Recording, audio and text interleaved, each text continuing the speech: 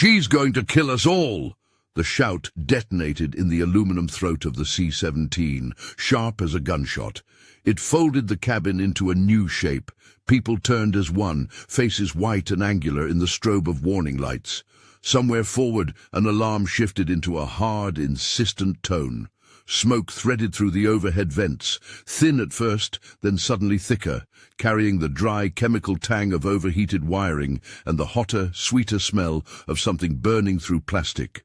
Elena Vance had been watching a child draw invisible constellations on a seatback with the eraser end of a pencil. When the scream came, she didn't jump. She felt instead, as always, the precise tightening under her sternum that meant attention. Where the sound came from, who moved next, how fast adrenaline would spike in the crowd. The pencil rolled to the floor and hit the riveted metal with a clean metallic tap. The tap sounded like a command. On a plane like this, troops, a few dependents, a handful of civilian passengers, panic didn't have to be loud to kill. At altitude, 12,000 feet of thin sky between them and anything familiar, every small mistake multiplied.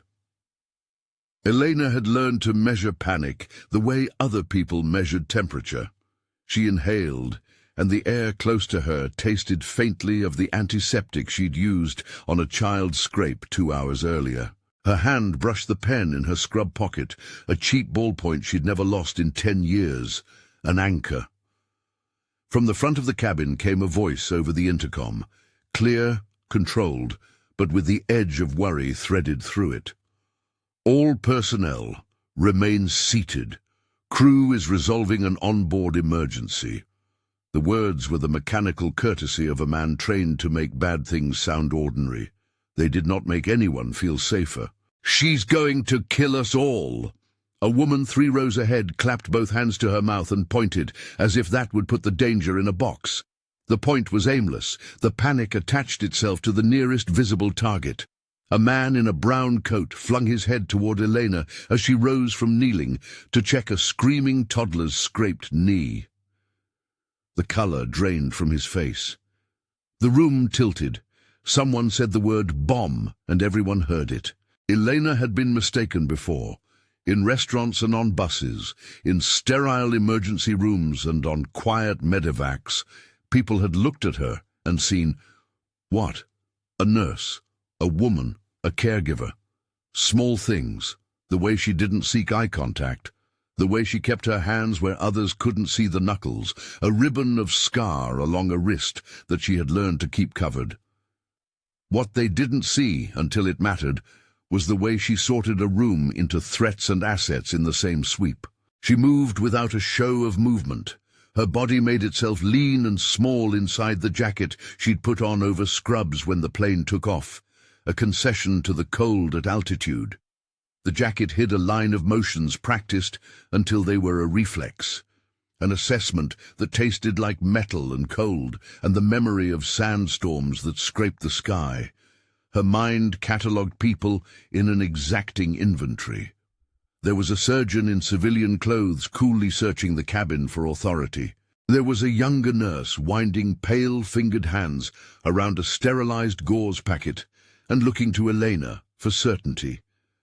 There was a child with a gap-toothed smile named Leo, who kept one small, dirty toy plane tucked into his elbow. His mother held him with a grip that was part prayer, part calculation.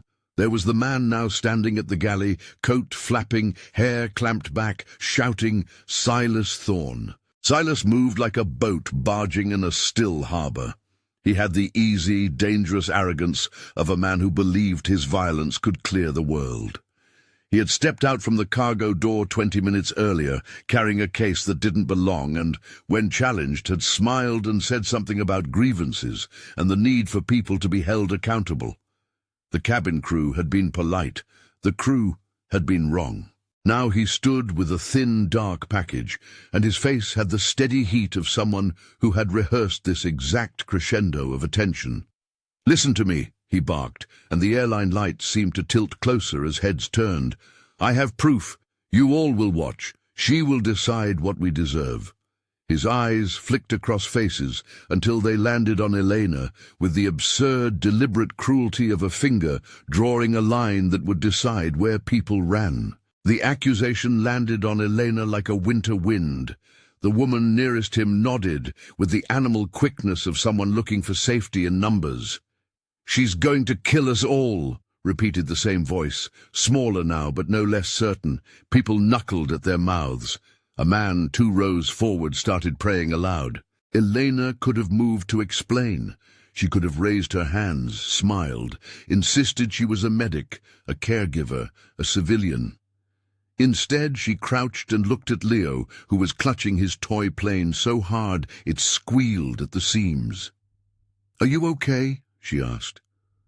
Her voice was small but precise. The boy nodded. He had been taught to nod when adults asked. What she did next made the cabin understand an important thing about perception. When a person looks calm in a storm, you assume they are calm because they are safe. When they are calm because they have mapped every angle of the storm, you are almost never ready for what they will choose to do. The man from the galley, Silas, walked like someone who owned the aisle. He set the dark case down by the cargo locker where the aircraft's portable oxygen bottles were secured with bright yellow straps. He did it in slow, deliberate motions, as if to put the world on notice. He knelt, tugged at a strap until the latch sighed, and placed the package against the cluster of metal canisters that smelled faintly of oxygen even when closed. Someone shouted that these were the plane's medical supplies. Someone else screamed that explosives and oxygen were a bad combination. The plane's PA belatedly said, "Remain calm, crew is assessing," which is another way of saying, "We do not yet know what to do." Elena moved then, moving not because she wanted to be a hero, but because the man with the package had brought the immediate danger close to things that could make a small heat into a furnace. She had seen, in an ER in Kandahar and later in a floodlight-bathed field hospital, how oxygen could be the kindling that made an injury a writing of ash. She had also seen what people like Silas did to make others pay for old wrongs. She had one little medkit strapped under her seat and a handful of supplies in the small onboard locker marked medical. Nothing that could, in any honest sense, match the dark case or the stranger's fury. But she had hands, and the knowledge of where to press, how to move. Those 2 things had kept her alive in places where the wrong breath meant death. She slid along the aisle, low to avoid drawing attention, and kept a steady eye on Silas's shoulders, the way a person uses the silhouette of another to time an approach. He was talking now, voice rough with rage, telling a story about a mistake in a hospital, about names scribbled on pages that didn't mean anything to the living. His hands moved, red and jerky. He kept one eye on the package as if it were a lover and on the cabin as if it were an audience. "Stop her!" someone cried, pointing toward Elena as she approached. The volition in the room reoriented toward a target. That was when the first real gasping of smoke made its way into the cabin in a thicker, oily ribbon. It curled along the ceiling like a dark animal and collected under the overhead bins, billowing across the fluorescent panels. A child began to cough. Leo's mother turned to her son and pressed her face to his hair. The plane lurched. Everyone felt the skeletal frame breathe. "Down! Down now!" A crew member's voice rose with authority. People ducked instinctively. Elena kept her knees bent and her back loose. The child's world had narrowed to the woman in front of him and a stranger at the galley with a case. Silas's mouth moved. He produced a long, thin object, dark against the metallic light, and between his fingers the cabin's temperature seemed to change. It wasn't the object itself. It was the way he held it, like someone holding a match to a curtain. If Elena's body recognized anything from years of training, it was the language of small things held with intent. She didn't shout. She didn't tell him to stop, because shouting would create waves, and waves made small fires into conflagrations. Instead, she slid a hand into her pocket and thumbed the pen between her fingers, more habit than plan. She noticed small things. The way the yellow strap on the oxygen case frayed slightly, the loose bolt near the cargo door that would rattle if someone slammed it, the way the dark package's fabric pulsed against the metal canister with every breath the plane made. She catalogued them in a whisper that sounded like a list: threat, distance, resources, people in need. A soft authority arrived then, Dr. Marcus Halloway's voice, calm, trying to be law. He stood and put his palms out like a man who had rescued lives in bright theatre lights and expected the world to respect that. "Sir," he said, "please, this is an aircraft. You are endangering everyone." Silas laughed. It was a hard, unbelieving sound. He jabbed a finger toward Elena and barked something about justice and error and her hands. The cabin, hungry for simplicity, took the story and turned it into a line the way fire turns leaves into ash.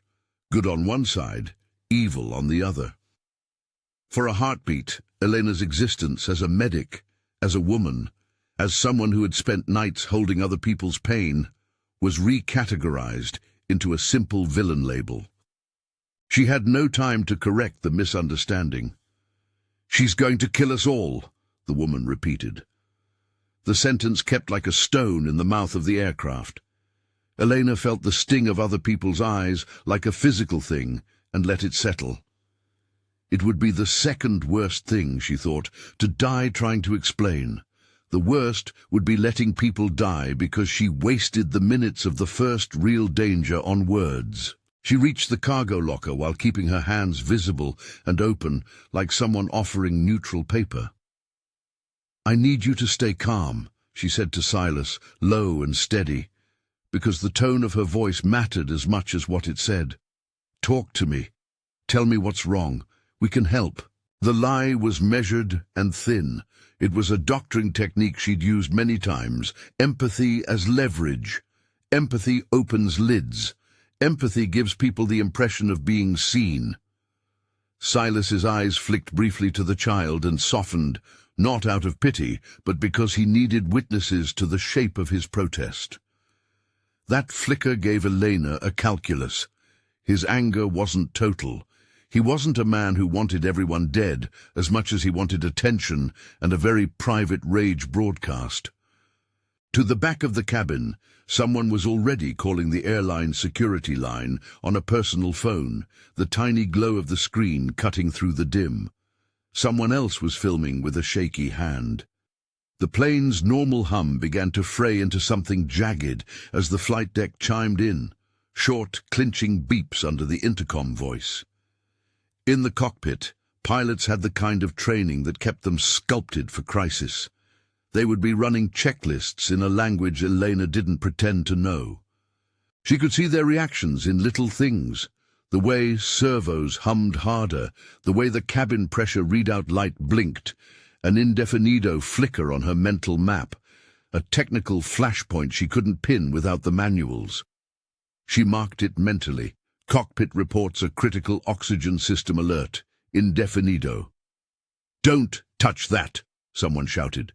The shout was cut by a muffled bang as something in the galley caught a spark and hissed, a sputter of flame licking an aluminum tray.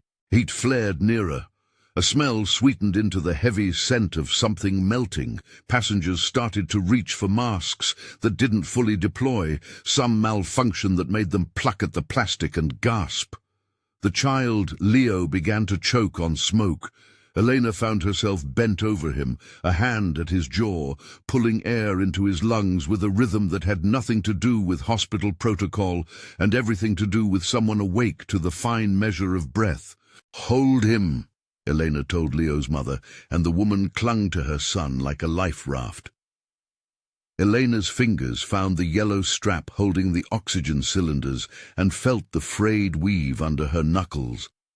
The dark package had been pushed against the cylinders. It wasn't elaborate, no ticking, no flamboyant wires, but it had a terrible simplicity. Proximity to oxidizer, the potential to take a little heat and turn it into an event. She considered the odds for a second. Alarms had become a choir. The PA's voice was now tinny and urgent. Captain's voice. "We are declaring an emergency, descending to a lower altitude for precaution." The rest of the phrase was technical, and Elena marked it indefinido. The pilots were negotiating their best option. The plane faltered like a hunted thing. At this height and speed, there was no parachute and no sudden stop that would leave everyone smiling. Nothing dramatic arrived in time. There was only the arithmetic of what the cabin currently held. "Move them! Get them out of there," a voice said. Maybe a crewman, maybe Dr. Holloway, the one trained to give orders. But who would move them? If Silas decided to light the fuse, there would be no moving enough people fast enough. The clock, invisible and stubborn, continued to measure down in breaths and hiccups. Elena made herself small and practical. She tugged at the frayed strap and untied it with a quick twist, careful not to give the sense of a deliberate action that might provoke him. She did not try to disarm the dark package. Her training didn't include making rooms full of people disappear, nor neutralizing complex devices. Instead, she started an aim that felt more like shepherding than deconstruction. Create distance between the package and the oxygen, put barriers that would buy time, move the child out of prime danger. She grabbed the nearest blanket from the overhead, dry, wool-like, dense, and wrapped it around a rolled cargo net. The movement was improvisation, but not recklessness. It was the kind of thing made of the same muscle memory as dressing a wound in a tent hospital. She looked for wet material, and there was a small emergency bag with water bottles. She soaked a strip and pressed it between the blanket folds. She had no illusions. This was not a bomb disposal suit, but wet fabric insulated a little. It could smother superficial heat and make oxygen less hungry for fire for a moment. It bought possibility.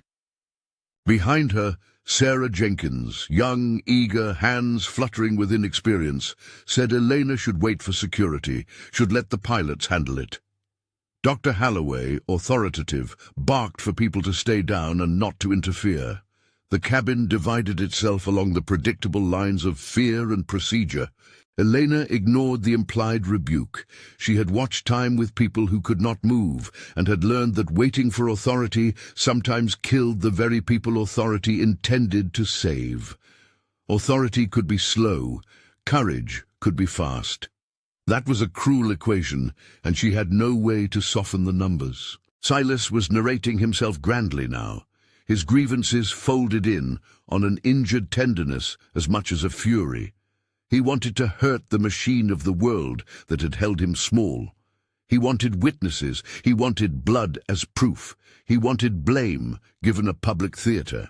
That public theatre gave Elena the smallest access, eyes on him distracted, hands on the package not yet reckless. She slid the wet blanket into a loose loop around the oxygen cluster, and with fingers steady, she used the cargo net to tug the ensemble into a slightly different angle. Just enough that the package was no longer nestled against the cylinder, but tucked more against the bulkhead and behind the insulation paneling.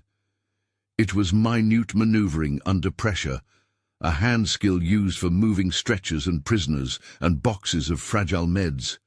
It was the difference between an immediate flame and a delay. Silas watched, and his face folded. There was a tiny, decisive moment where something moved in his chest, and he considered, and it was the wrong second for thought. He grabbed at the package like someone who must puncture the illusion of being ignored. His fingers closed on it.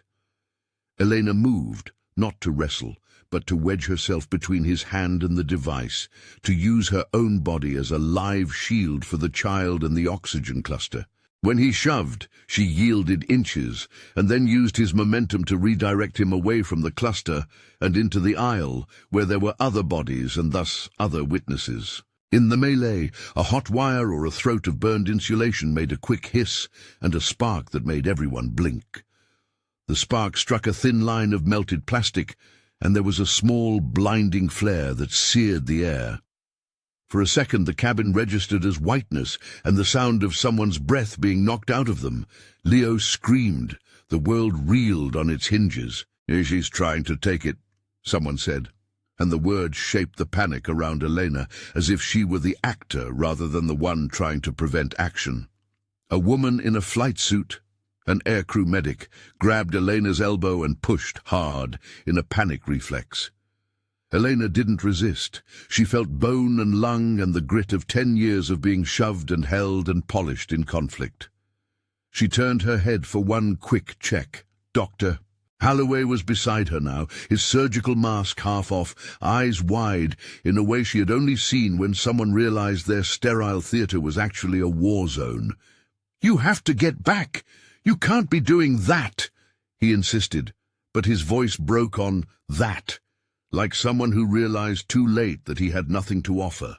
Elena's reply was a murmured, "Keep him calm, keep the child down." She could feel a bruise, sudden and sharp, along her forearm where the crew medic had pushed. Pain was a small arithmetic she kept tucked against worse calculations. Someone shouted at the cockpit. The pilots were conversing in clipped, coded phrases Elena didn't catch, but she caught the lower register of a decision being made. They'd put in a call for priority landing, indefinido, and were preparing for a descent. The plane, which for a few moments had felt resolutely intact, now sounded like a living thing in small distress, its mechanical groans amplified by the aluminum ribs. Silas lunged. He was a man whose vision had narrowed to a single point, and in that narrowing he had abandoned any interest in spectatorship. He moved for the package and for spectacle, and with a violence that was part desperation and part practiced force, he shoved Elena against the bulkhead. For the first time, the cabin saw her not as a woman, but as a body that could break. Her scrub top ripped at the seam, a white streak, and there was a sting along her shoulder blade as she hit metal. The world shrieked into a crystalline focus, Leo's face in her periphery, the child's lips bluing with smoke, the dark package and the glint of metal in Silas's hand. The man was gesturing now, a knife-like glint. Elena didn't track whether it was a real blade or a threat. It didn't matter. It was intent that cut. She responded in a way that surprised everyone, not because it was violent, but because it was utterly resolute. Her hand found Silas's wrist, like an answer lodged in muscle. There was no choreography, only the short, efficient movement of a body trained to anchor another's motion. She did not speak then. Voices would have muttered through. Instead, she used his forward momentum to pivot his weight, to redirect him, so that the force of his own aggression pulled him into the aisle, where his body would be entangled among other bodies and less able to do the precise harm he sought. It worked for a second. People gasped and crowded. Someone tripped and fell against the floor. A tray table snapped. A chair leg skittered away. In the jostle, the dark package slid a hair of an inch. That inch mattered like a grain in an hourglass. "Stop!" someone bellowed. It could have been Dr. Holloway. It could have been the captain. It didn't matter whose voice it was. The command collided with the cacophony of metal and breath. Silas, furious and suddenly smaller, reached up to wrench the package free when another sound cut through. A long, low pop that vibrated through the fuselage and made everyone's teeth ache. The plane trembled with it. For a moment, there was a shared instinct. Look up, because in an aircraft everything is oriented to sky and roof, and the sense that if the top is breached, nothing remains. A small fire, maddeningly domesticated, had found a tray of insulating material near the galley and was growing. Smoke thickened into a curtain. The cabin filled with a hiss of oxygen being pumped into masks and a chorus of coughs. The heat, which had been a rumor, now had weight. The oxygen canisters, where Elena had managed to slide the package away, felt suddenly like batteries ready to run. She could have tried to wrestle the package away completely. She could have attempted to drag it down the aisle toward an emergency exit. She could have done a dozen things, any of which might have spelled salvation or immediate catastrophe. Decisions in a failing environment were never binary, and she felt the weight of this one like an anvil. In the space between breaths, the story that Silas had told himself about blame and justice met the blunt truth. The plane was a small, finite container of oxygen and flammable surfaces, and people who loved each other. A child's life ticked like a second hand. Elena chose the path she had always been taught at the edge of things: reduce the risk to the most vulnerable first. She pulled Leo toward her, pressing him into her chest. His toy plane thumped against her sternum like a heart. His mother clawed at him. Elena felt a sharp, hot pressure in her lungs where the smoke tried to take root. Her hands moved with the economy of someone who had packed and unpacked trauma thousands of times. She could feel, beneath the exertion, the old ranger cadence: observe, decide, act. There was no bravado in it, only code and muscle. "Stay low," she commanded, the voice almost neutral. She couldn't give them all instructions. She couldn't be everyone's leader and still move toward the package.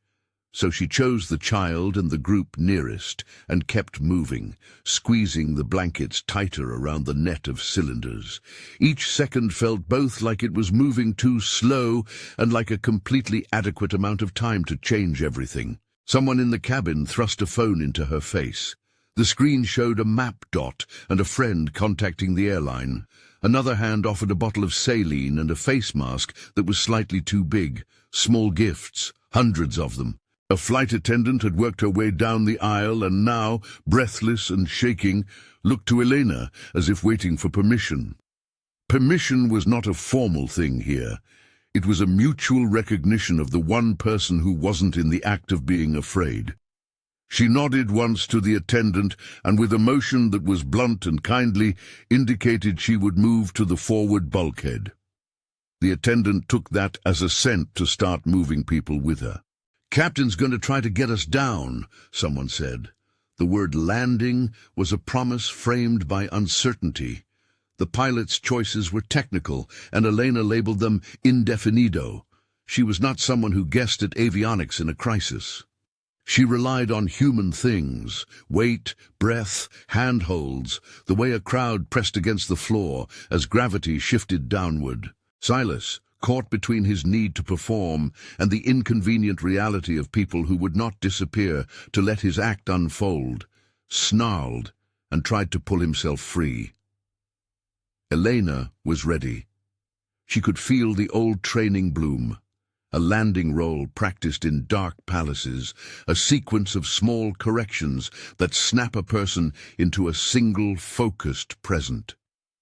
She waited until Silas pushed, then met his force with a pivot that used his own motion to unbalance him. It was not a technique to show off. It was mathematics: energy in, energy redirected. When he hit the aisle, the package slid with him and bounced once off a row of seats. No ticking, no visible detonator, just a black cloth pouch with a hint of metallic shape inside. It looked absurdly small for the amount of threat it represented, which is another thing Elena had learned, that the size of an instrument of harm is rarely an index of the harm it can do. She scrambled after it, kneeing the aisle, and the cabin opened in her face. Faces full of trust and terror, a surgeon mid-swear, a young nurse backing away with tears she couldn't hide, a child's fingers clawing at her hair. The plane groaned. Someone in the back of the cabin wept. The package skated across the floor like an animal trying to escape a net. Elena flung herself for it, fingers closing on the fabric. At the same time, Silas reached out, and his fingers closed around hers. They were two bodies joined in a desperate aim. He was surprised at the strength of her grip. She was astonished at the rawness of his refusal to let go. For a heartbeat, time lost thickness. The plane, the smoke, the people, all thinned to a single contact point, the dark pack and two hands. Around them, the world became a dull, hot drum of sound. She felt his muscles, the jerk in his jaw, the impulsive blur of someone who thought violence would make them known. She felt her own forearms, the cords of tendon that had been built in places where she had been required to hold steady inside chaos. Her body moved on a level lower than thought. She twisted, shifting her weight so that any attempt by Silas to yank would spin him off balance. She didn't know if it would be enough. A panicked voice in the cabin screamed that the cockpit had declared a descent and might be attempting a landing at a nearby base, indefinido. The announcement did nothing to still the muscles of the man holding the other side of the package. The plane shuddered again as flaps adjusted and the passenger load shifted. In that shift, a wire snagged, and a small, bright pop unfolded like the sound of a match struck wrong. Heat kissed the fabric. Elena had fingers on both the package and the man now. She could feel the searing of tension entering the cloth. She knew with the sharp, clinical clarity of someone who had spent nights within reach of pyres that if that small flame found the oxygen under the blanket, it could bloom like a page set to a candle. There was a quick, panicked reckoning in her mind. Move the package into the aisle closer to open space, drop it out through the service hatch. Any option opened other doors. All of them carried risk. She weighed them by the smallest metric she had. How many seconds would each take? How many people would they endanger, which would save the child she held? She felt the world narrow to that measure, and chose. She twisted with the man, using his forward momentum to pivot him toward the door, where the structural paneling might swallow the package and isolate it from oxygen bottles and bodies. He resisted, and their faces were brushed with sweat and smoke. In the motion, something slipped from Silas's hand, a small metal clip, a useless thing that clinked against the floor with a sound like a tiny verdict. The clip hit metal and sprang into the dark. Outside, the plane's engines rolled through a low-frequency groan. The cabin pitched as the pilots began a harder descent. The pressure change made some ears pop violently. Oxygen flowed in measured bursts into the masks that did function. People coughed and moaned. The air seemed to thin and thicken at once. Elena could have counted the ways things might end. She didn't. She swallowed smoke and tightened her grip and pushed with all the leverage she could apply. The package moved a hair toward the service hatch. When it slid across the threshold, something terrible seemed to unclench and then tighten. The package lodged in a narrow space designed for sacks, not instruments of harm. It was not neutralized.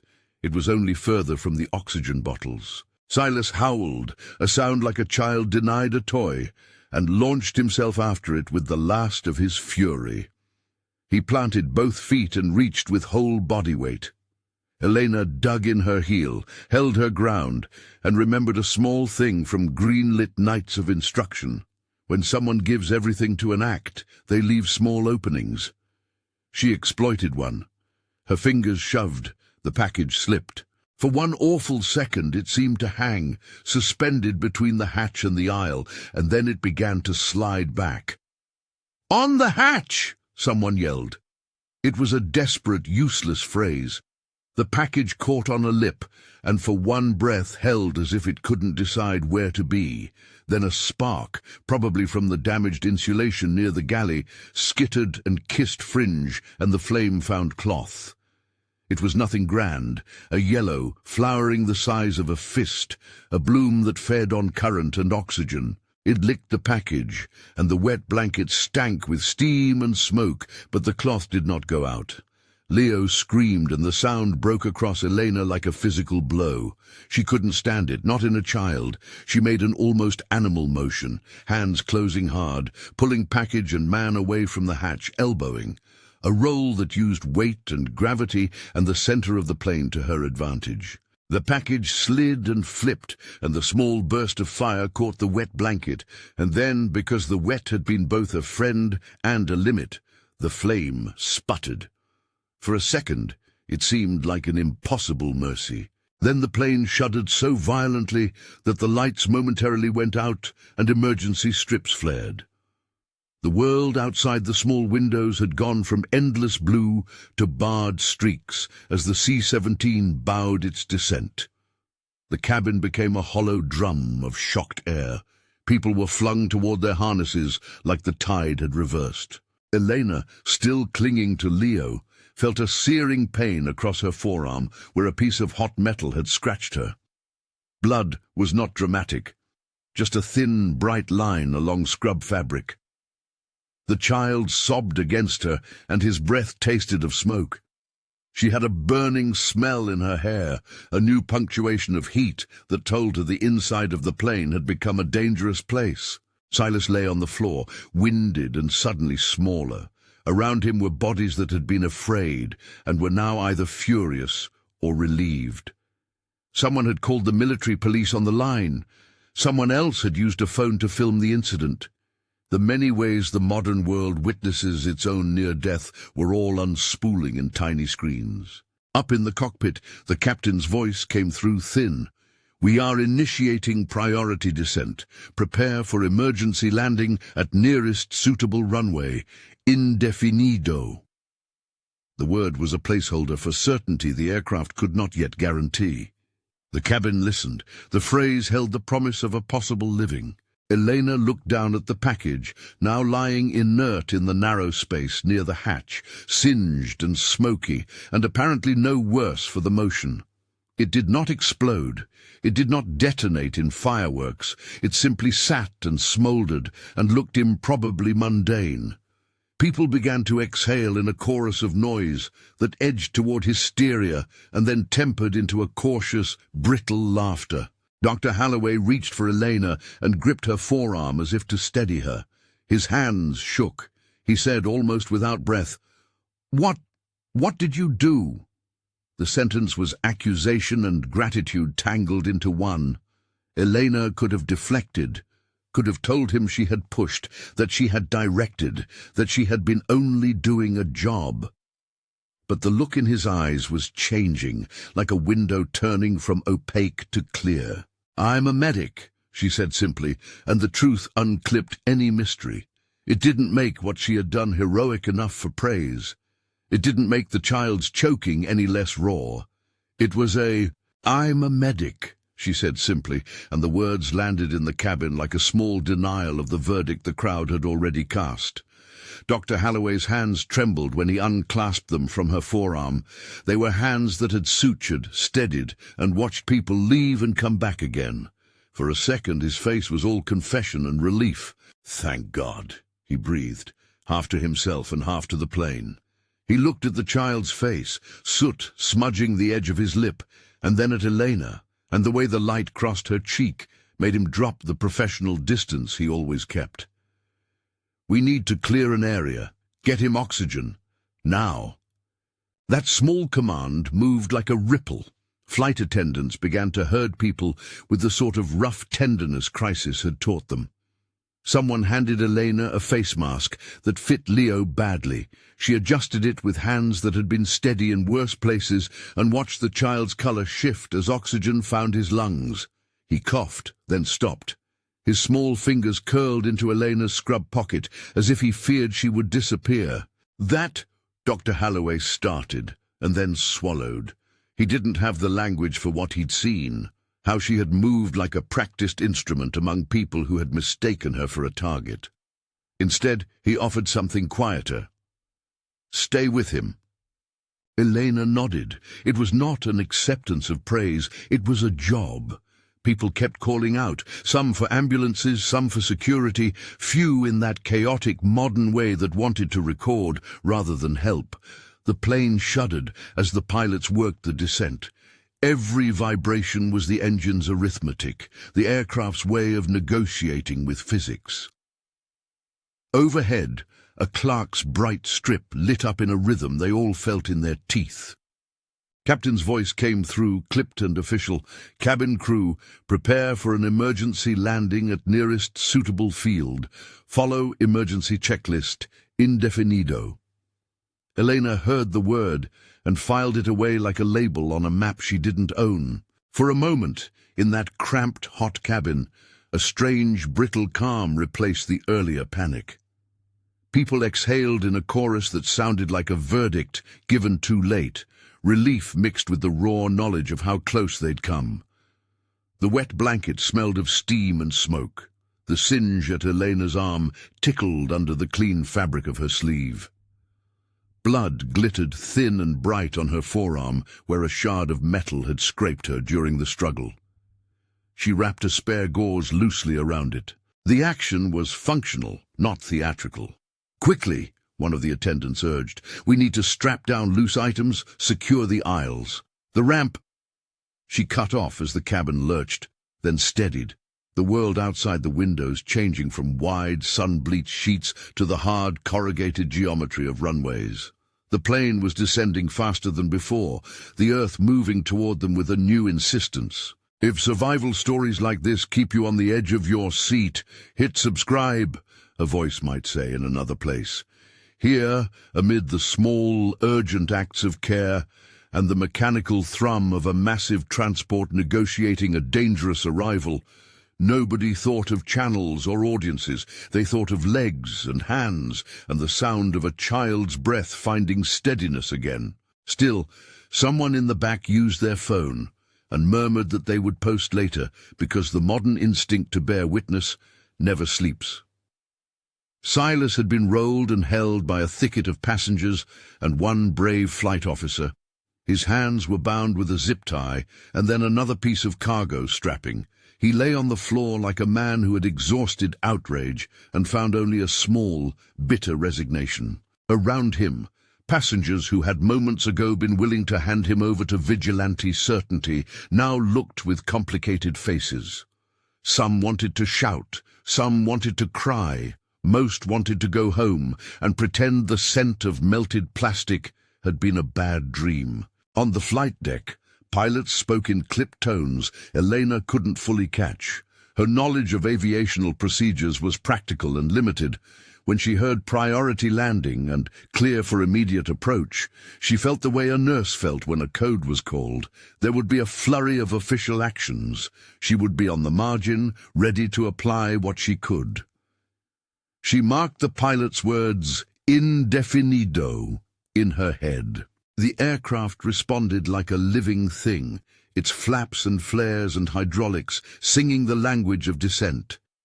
Outside, clouds thinned and then were replaced by an abrupt geometry of tarmacs and service roads. "Prepare for emergency egress," a crew member instructed. "We will open the rear ramp upon landing. Follow directions. Do not attempt to jump."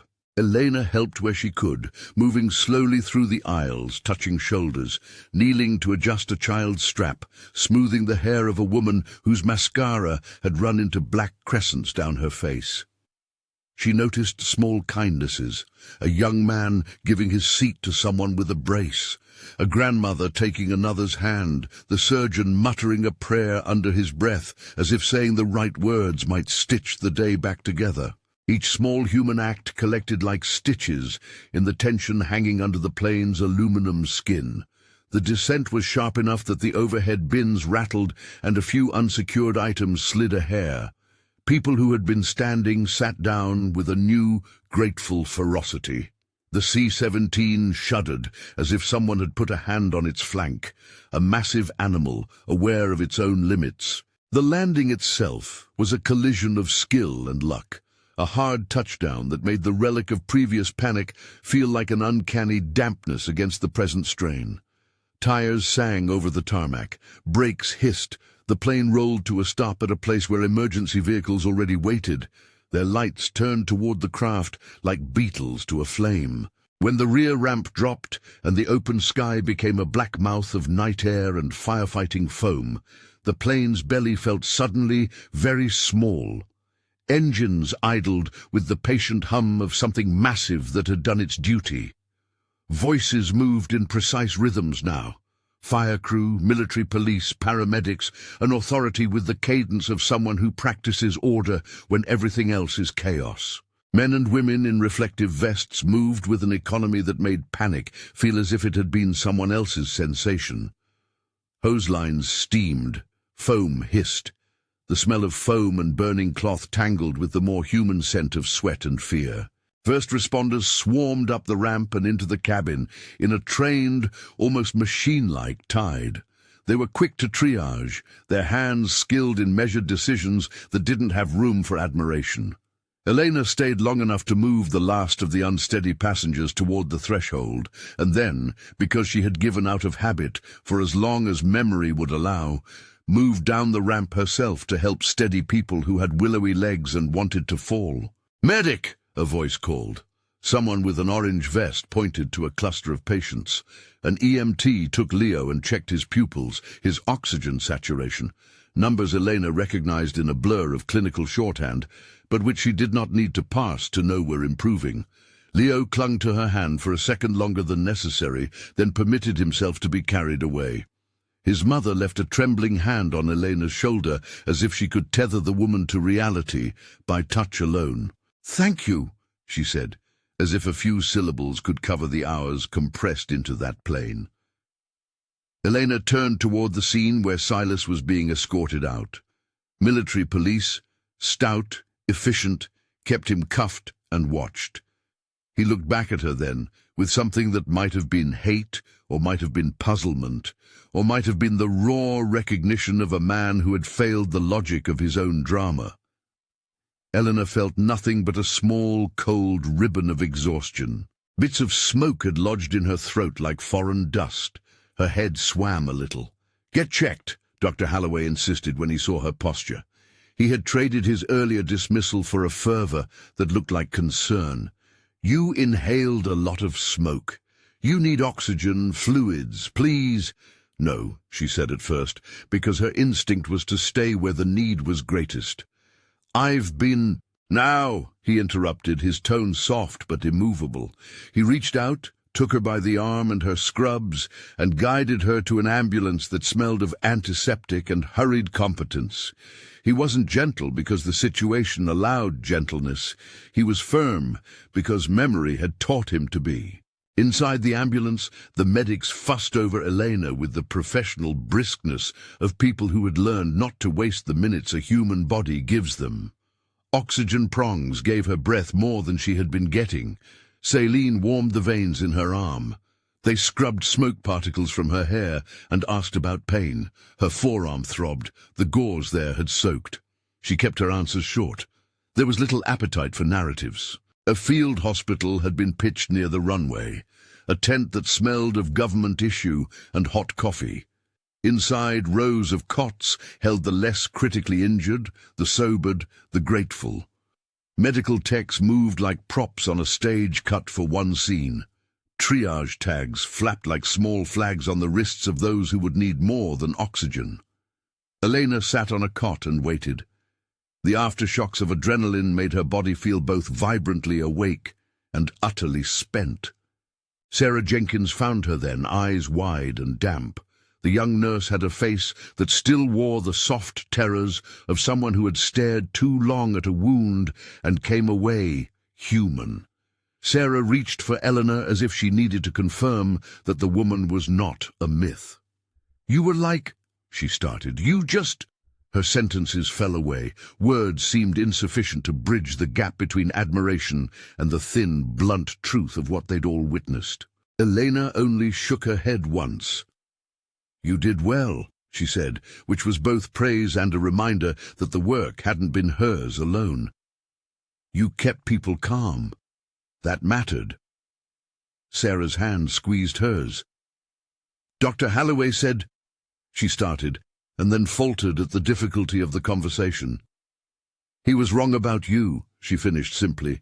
"He said you were out of place. He's sorry." When Dr. Holloway came over, his face had the look of a man who'd seen his assumptions burst like a bubble. He began, and then paused as if the proper words had to be scavenged from somewhere clean. "I'm sorry I doubted you," he said finally. "You saved lives." "They were doing it together," Elena said. She felt the words like a shield rather than a distanced claim. She did not want his gratitude to be currency she had to accept wholesale. There was a history here, years where recognition had been clipped, where commendations had been given to louder voices. She had learned to keep a lid on what she did so that people could feel safe some of the time. In private, she had a small roster of faces she'd helped keep that she would never publish. Outside, the base commander, Captain Miller, stood with a cluster of officers, his jaw tight. He had the measured gaze of someone trained to weigh facts in silence. He crossed the tent's threshold then and moved toward Elena with a quiet step. He offered no medals, no grand speech. Instead, he reached into his pocket and produced a small patch, a simple embroidered thing with a muted eagle over a field. "It's not much," he said, "but it's something we keep for folks who walk into the dark on other people's behalf." Elena looked at the patch. It was small and unadorned, and exactly what she would accept. Practical recognition, not spectacle. She took it, and then, in the way she always had, put it somewhere near the pocket of her scrub top, where she would not have to look at it to feel its weight. Gifts like that mattered, because they were witnesses given shape. The media had already sniffed the edges of the incident, their lenses hungry for a line that would lace a story together.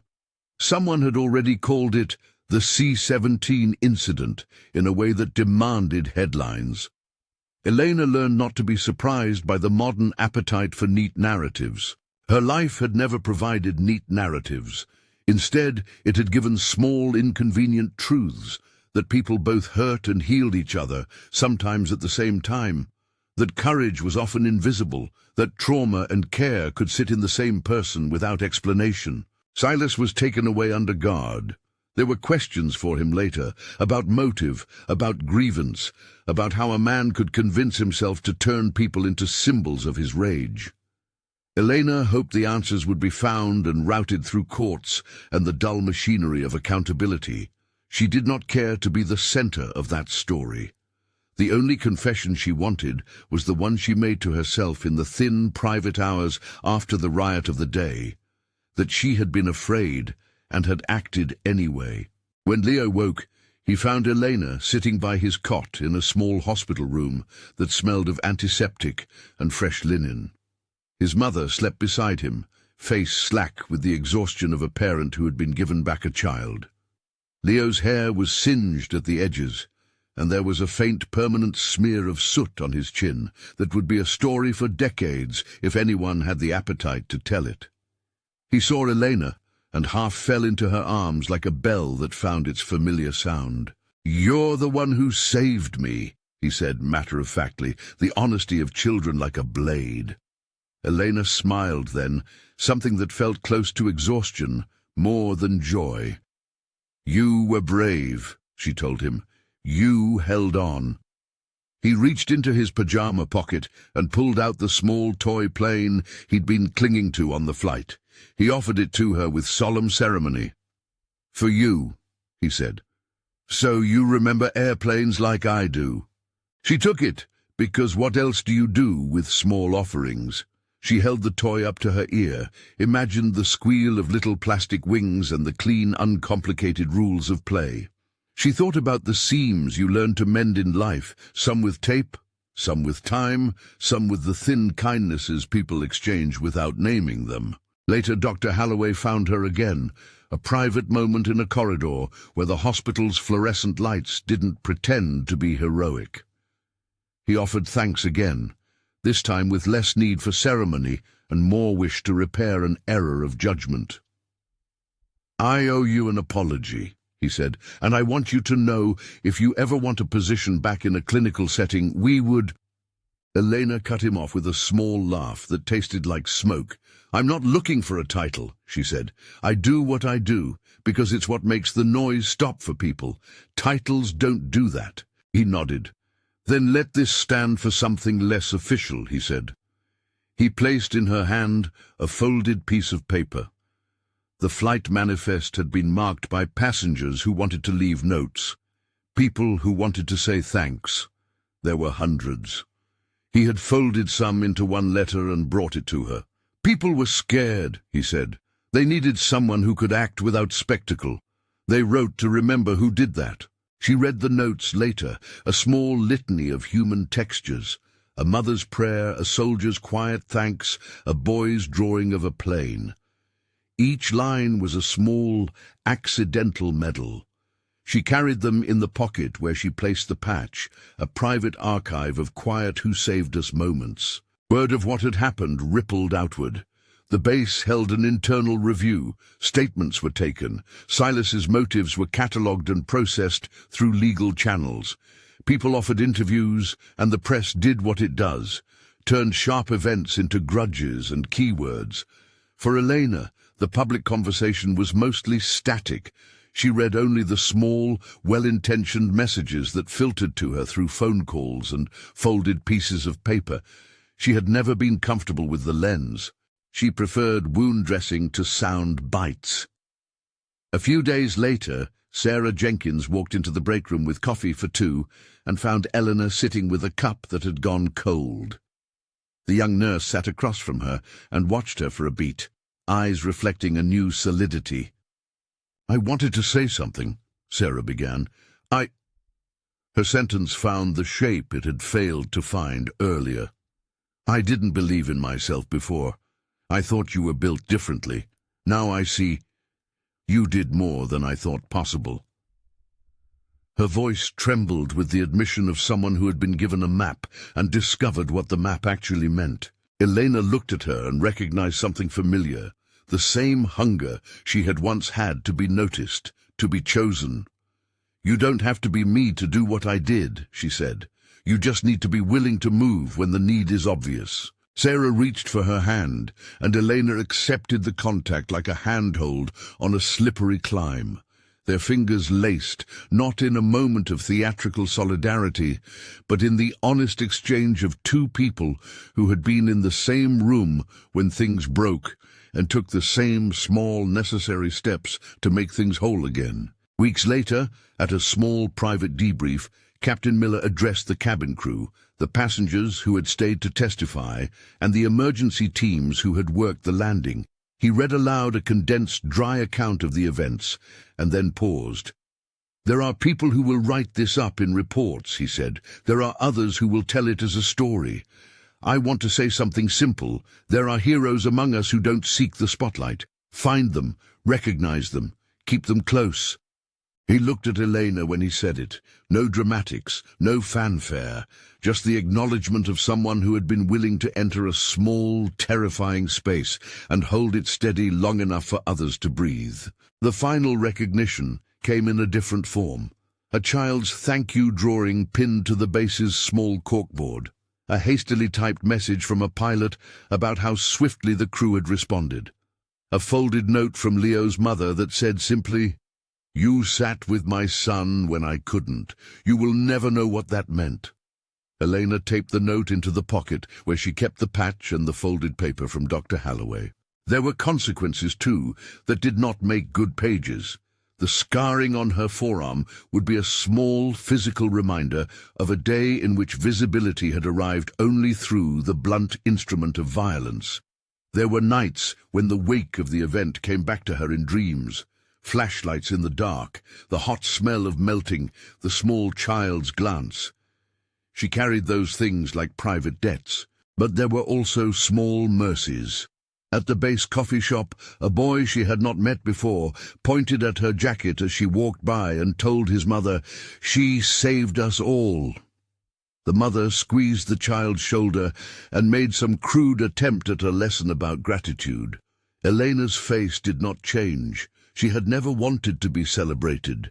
She only wanted the simple consequence of her actions. People breathing, and the world keeping its ordinary shape for one more day. The reporters who had camped at the gate eventually moved on to the next thing. The internet did what it does, sifted the event into clips and hashtags, and then left it to fester in the slow churn of memory. Elena returned to her work, to the rhythm of triaging and paperwork and quiet nights at the clinic. She stitched wounds. She sat with the families who cried in the dim. She taught Sarah the small, unglamorous ways to hold a hand when someone is dying. In the small hours of one night, with the base quiet and a small, steady rain on the windows, Elena stood outside and looked at the sky. It was the same enormous thing she'd crossed countless times, the same space that had been at once a threat and a limit. The stars were dim behind stratus clouds, and she could feel the weight of what had happened like a stone in her chest. Heavy, not quite painful, the kind of weight that meant learning. She thought of the woman who had first shouted in the plane, the voice that had detected a threat and turned it into a simple, terrifying sentence. "She's going to kill us all." The memory of that voice no longer had the power to define her. That phrase had been a confession of fear and an accusation born of a need to find shape in terror. Now, in the patient quiet of after, the phrase had a different echo. Someone in the mess hall weeks later would tell the story again, leaning toward the younger troops with the exactitude that rumor demands. "They called her a killer," he would say, and then smile into his coffee. "Turns out she saved us." Elena did not seek that retelling. The shift from accusation to praise mattered less than the small, concrete facts. A child who could laugh when he wanted to now, an old man who had cried only once but found his way into the debrief, a flight attendant who had learned to trust her own instincts. These were the things she kept. When the base held a small civilian reception for the survivors, people insisted she attend. She came because Leo's mother would be there, and because Dr. Halloway had begged. They asked her to speak, and she prepared nothing. When the microphone came to her, she said only, "You do what you can in the moment." The sentence was as plain as it was true. A man in the back shouted, half joking, "They said she's going to kill us all," and the room laughed with the lightness of survivors. The laugh wasn't about mockery.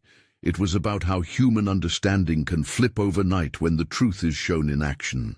At the end of the reception, Leo pressed his toy plane into her palm again.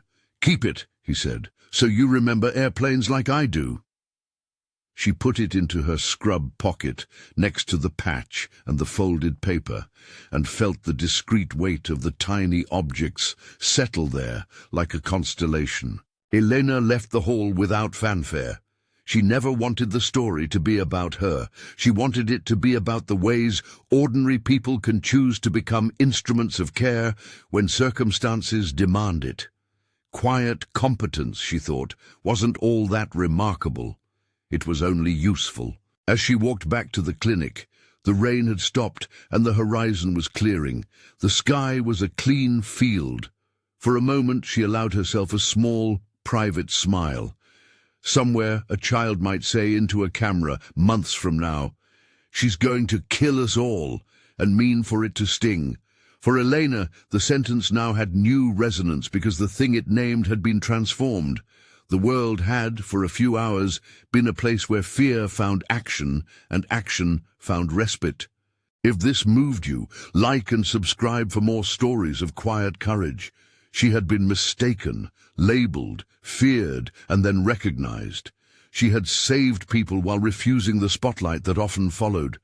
She cradled the small artifacts of that day in her pocket, a patch, a folded note, a toy, and kept walking, the ordinary rhythm of her steps saying what words did not.